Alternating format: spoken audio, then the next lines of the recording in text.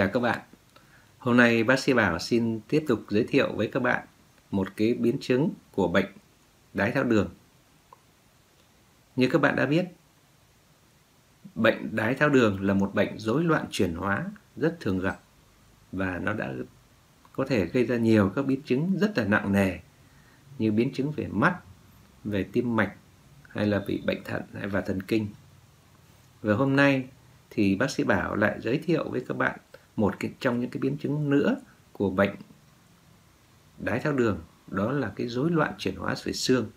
Và từ cái rối loạn này thì nó có thể gây ra rất nhiều các cái hệ lụy sau này như là gãy xương và để lại cái hậu quả rất nặng nề cho bệnh nhân, cho gia đình cũng như là cho xã hội.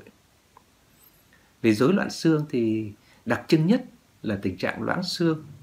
Đây là một bệnh rất là âm thầm, lặng lẽ và không thể dễ phát hiện ở trong giai đoạn sớm.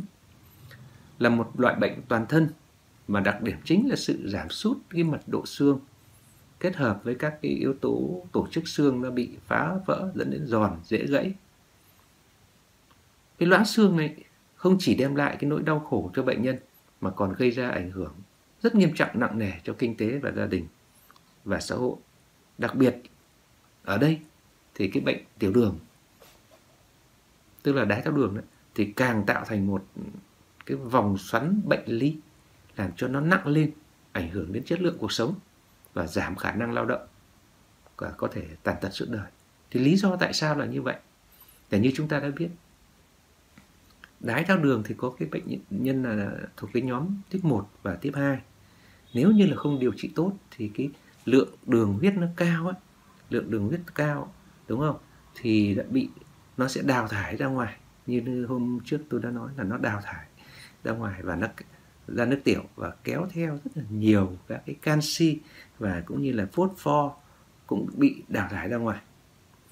Tất nhiên là những cái khoáng chất này đã thất thoát ra ngoài đấy thì nó là đây chính là cái thành phần chủ yếu là tạo lên cái múi và lắng đọng ở trong xương để tạo thành cái thành phần xương. Nếu như bị mất đi một số lượng lớn như vậy thì rõ ràng là mật độ xương sẽ bị giảm sút, đúng không? Giảm sút và gây ra cái tình trạng là loãng xương. Qua quan sát ở trên lâm sàng ấy, thì người ta phát hiện thấy rằng đường huyết lúc đói và số lượng đường ở trong nước tiểu ngày càng cao thì mật độ xương lại càng thấp và loãng xương có thể là dễ hình thành.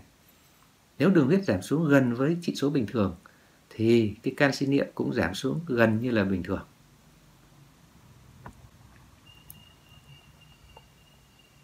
Cái quá trình này thì nó phụ thuộc vào cái việc tạo cốt bào và hủy cốt bào đó, hay là hình thành xương và tiêu hủy xương, quá trình tiêu hủy xương.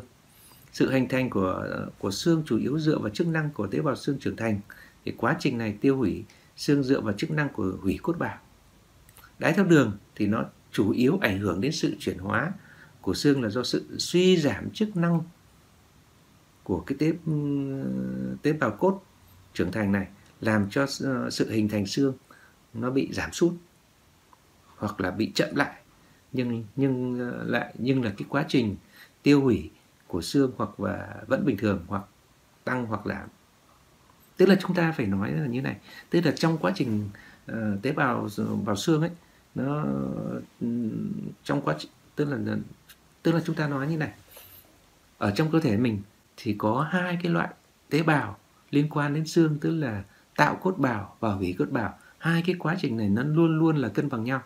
Đó. Một cái là tạo ra tế bào xương, một cái là tiêu xương đi. Đó. Thì hai cái quá trình này là nó cân bằng nhau. Thế bây giờ đái tháo đường thì nó tác động đến cái khâu là cái anh mà chuyên gia là tạo cốt bào. Đó. Thì nó làm chậm cái quá trình tạo cốt bào, trong khi cái tế bào mà hủy cốt bào thì nó vẫn đang diễn ra bình thường. Đó. Chính vì vậy mà nó làm cho cái mất thăng bằng cái quá trình của tạo xương và làm cho mật độ xương nó bị loãng đi. Đó là cái nguyên nhân chính của nó.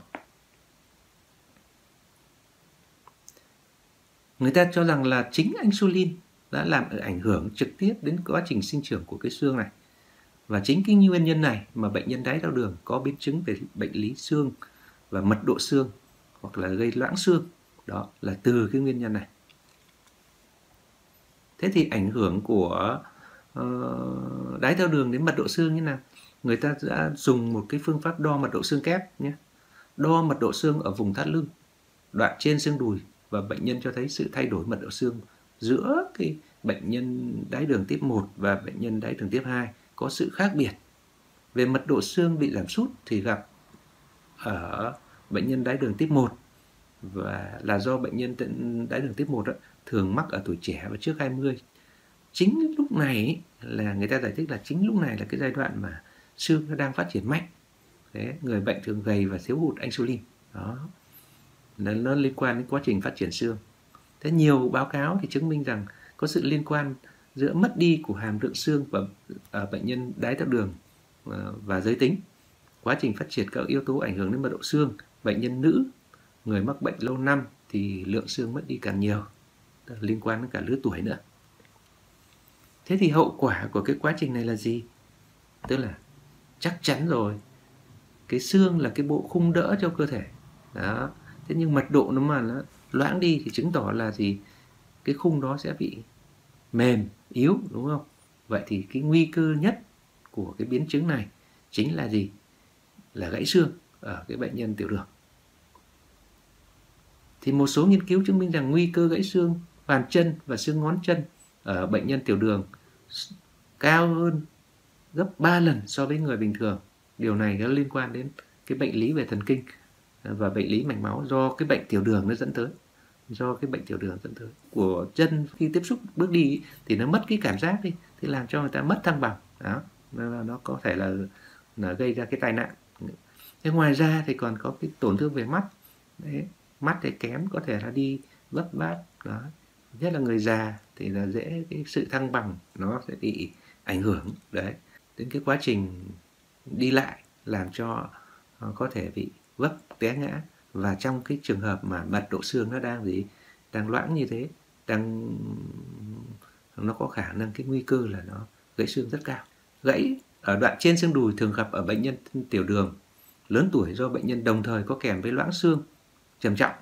Thông thường thì cái bệnh nhân đái đường thường kèm sự rối loạn về chuyển hóa và nội tiết, đồng thời kèm theo một bệnh lý về mạch máu, trong đó bao gồm các vi mạch máu về nuôi dưỡng xương cũng giảm đến giảm dinh dưỡng đến xương, giảm hình thành xương, tăng tiêu hủy xương, tiến tới mức là quá trình loãng xương. Vì vậy những cái nơi máu được cung cấp quá ít như đoạn trên ở xương đùi dễ bị loãng xương nghiêm trọng, hoặc là thậm chí là dễ bị gãy. Đây chính là một cái nguyên nhân chính của nó, cái biến chứng trong cái gãy xương. Đó là bệnh đái đường, mà ảnh hưởng trực tiếp chính là yếu tố insulin, một trong những yếu tố mà nó làm tác động đến cái tế bào hình thành xương, tức là tạo cốt bào, làm cho mất cái cân bằng của cái quá trình tạo cốt bào và hủy cốt bào, gây ra loãng xương. Đó là giải thích cái cơ chế như thế. Chính vì vậy chúng ta cần phải có kiểm soát chặt chẽ cái đường huyết, đặc biệt là những bệnh nhân mà phụ thuộc vào insulin, phải tiêm insulin hàng ngày đó. Bệnh nhân đái đường vẫn có thể dùng sữa giàu canxi và hàm lượng đường thấp để phòng ngừa loãng xương, tăng cường sử dụng các thực phẩm giàu canxi hàng ngày.